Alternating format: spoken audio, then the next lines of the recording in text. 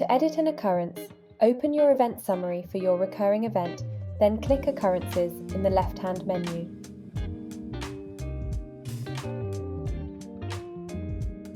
Click Overrides to open the tab where you can set up your ticket override rules.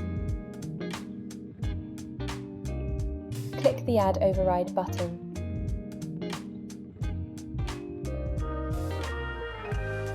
Choose a name for your override.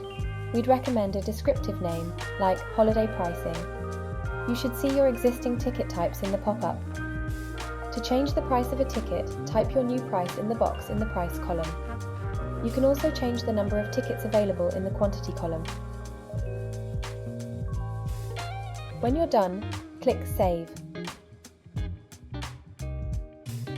To then add your new override rule to your occurrences, switch back to the Occurrences tab. You can use filters to narrow down the list of occurrences you want to apply the override to. In this example, I want to apply my holiday pricing override to the dates between Christmas Eve and New Year's Day, so I'll use filters to help me do that.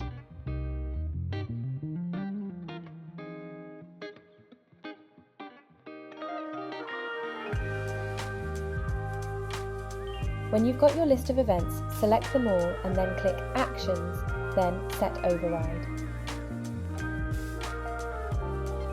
You can select the override you created from the drop-down and then click Save.